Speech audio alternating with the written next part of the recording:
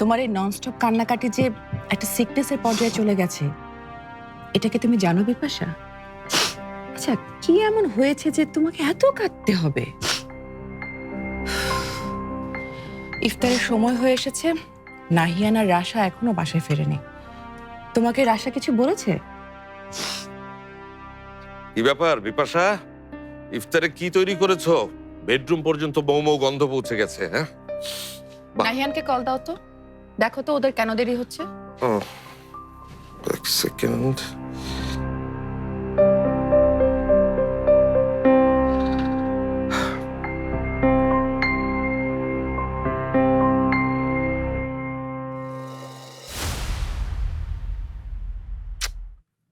আশ্চর্য, call receive করছে না ছেলেটা।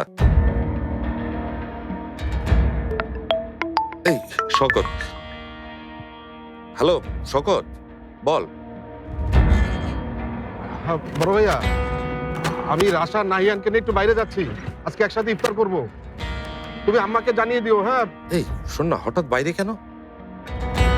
এই টুকটাক ঈদের শপিং করব, এই জন্য ভাবলাম রাশা আর নাহিয়ানকে নিয়ে নিই। এই ঈদের শপিং এ যাচ্ছিস আর আমাকে জানাবি না? আমি এত বছর পর দেশে ঈদ করছি, একদিন সবাই মিলে বাইরে ইফতার করতাম, তারপর শপিং করতাম। না না শকত, তুই না একদম ছোটবেলার মতোই রয়ে গেলি। মানে আমাকে জানাতে পারতি না? তুই এটা একদম কাজ ঠিক করিস নি তুই। বড় ভাইয়া, ঈদের আগে একদিন সবাই মিলে বের হব, তখন ইফতার শপিং সব করা যাবে। এখন রাখছি, পরে কথা বলছি। এই ভাই একটু তাড়াতাড়ি যান।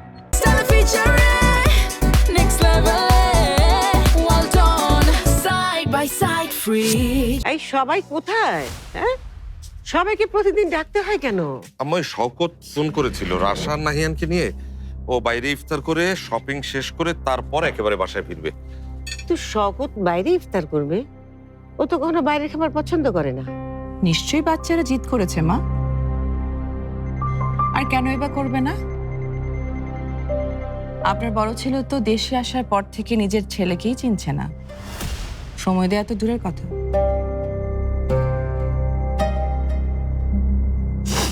ফারদিনের আব্বু তাহলে শপিং করা শিখে গেল?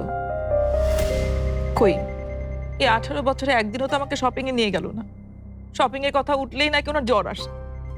না না মা, আমি এটা কোনোভাবেই মানতে পারছি না।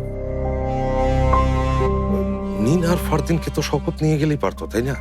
বাচ্চারা যখন শুনবে যে ওদের ছেড়ে ওরা বাইরে ইফতার করতে গেছে, তখন ওদের মন খারাপ হবে না? মন খারাপ হওয়াটাই তো স্বাভাবিক।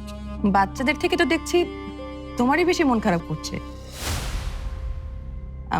আমরা এত আয়োজন করেছি, এগুলো কে খাবে? থাক না বড় বউ, যা করা। অবশ্য শওকত নিনা আর ফারদিনকে না নিয়ে কিন্তু অন্যায় করেছে। সাফায়েত, তুই শওকতকে ফোন দে, ফোন দিয়ে জেনে নে ওরা কোথায় আছে, তারপর বাচ্চাদেরকে নিয়ে যা, একসাথে ইফতার কর, যা। ওকে আম্মা।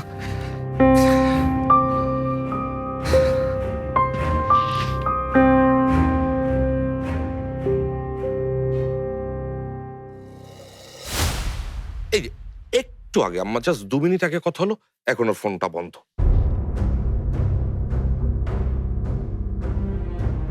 ফোন বন্ধ? তার মানে সে মিথ্যা বলেছে। নাহিয়ান আর রাশার কথা বলেছে মানে ওরা শওকতের সাথেই আছে। শওকত কিছু একটা লুকাচ্ছে, কিন্তু সেটা কি?